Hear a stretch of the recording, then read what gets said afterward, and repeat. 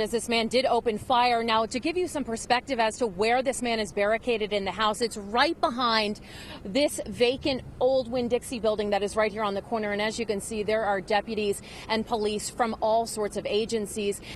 Joel, I just spoke with lifeguards just a few moments ago. Right now, they are adding up those totals, but we do know that it has been hundreds of people. It sure is, Jackie. Yes, detectives here at the Orange County Sheriff's Office were working with OPD and the FBI. They say they feel safer having many of these men off the streets, but they're looking for 2 of the 7 that they've connected to all of these robberies. Guilty on both counts, and the jury deliberated for over 3 hours this afternoon, and this trial went a lot quicker than many people expected. You listened to the entire 40-minute recording. This case is shocking. It really is, Marla, and what is more shocking is just how calm Sean Thomas sounds on these recordings as he's talking about this sadistic plan that he wanted to go through with. Now, detectives say that he thought he was talking to the guy that was going to help him carry it all out, when in fact he was talking to a confidential informant who was recording the conversation and working with law enforcement. A deputy with the Orange County Sheriff's Office was in this parking lot and he was shot at. Now take a look. This is where Orange County deputies actually caught them on Monday night. You can see that is the area where they were trying to cut the fence and break into the home. This is the 2nd floor. It's a double-decker train. A 30-year-old man said that he was carjacked and kidnapped. Heroin, the drug that was being sold in this parking lot today, has been an ongoing and an increasing problem, according to drug investigators that I spoke with out here at the scene. They say they're seeing more and more of it throughout Central Florida. And it was also a learning experience for me, one of the few times I've fired a gun. So deputies walked me through how to safely load it and fire. It could be as easy as paying for the toll for the person behind you.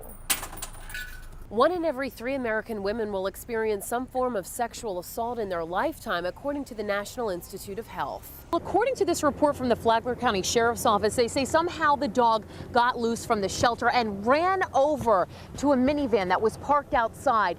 They use this to make sure that drivers are sitting at least 10 inches from the steering wheel. He can't eat or even touch peanuts. Even a handful like this could potentially be deadly. He is being held here at the Volusia County Jail for other charges, including disorderly conduct, resisting arrest, and for a warrant out of the state of Georgia for violation of probation on a prior burglary charge. Now, the Volusia County judge this morning did issue bond. It burns a lot. Minutes after Andrea Loaiza got out of the ocean in New Smyrna Beach, this is what her thigh looked like, red and swelling. She says she's 5 months pregnant and that this is the first time she's ever been stung.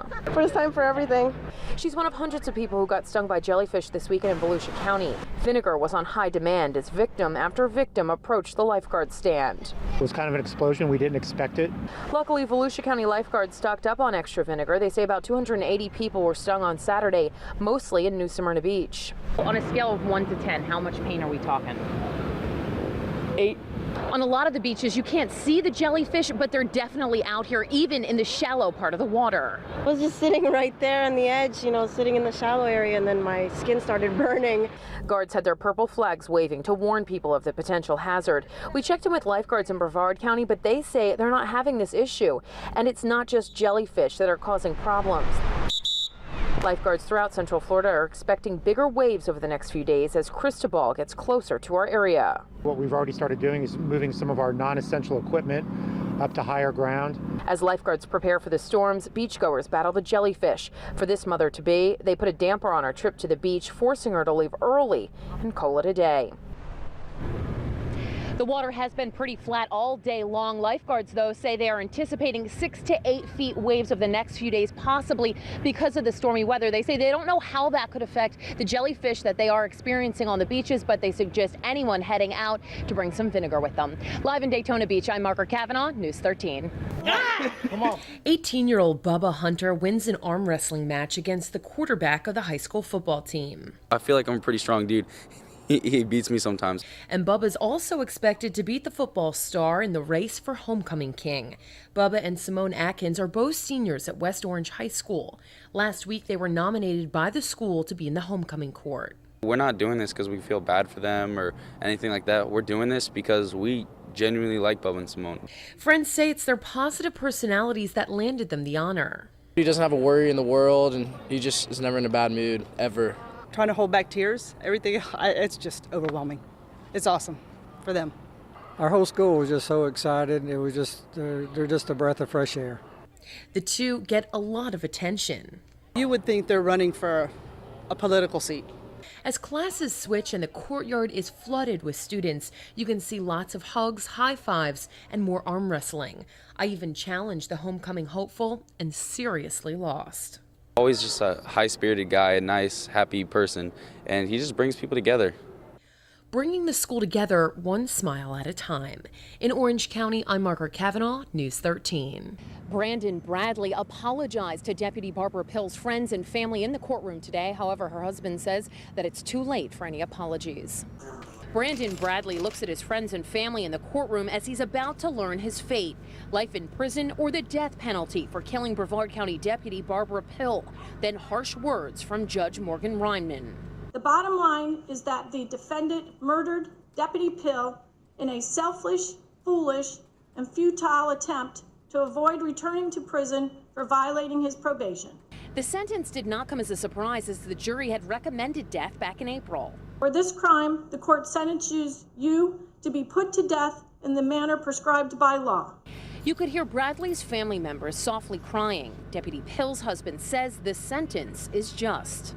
I feel that justice was served.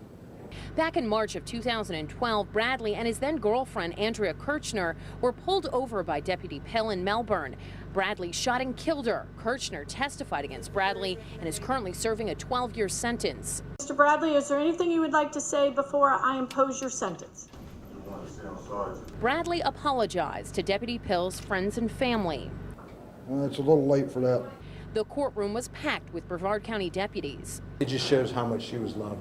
Pill's husband says he plans to be there when Bradley is executed. If I'm still around, I'll be there. I did speak with Brandon Bradley's mother after the sentence came down. She was very upset and says that they are starting the appeals process immediately. And the experts that we talked to say that could be a very lengthy process.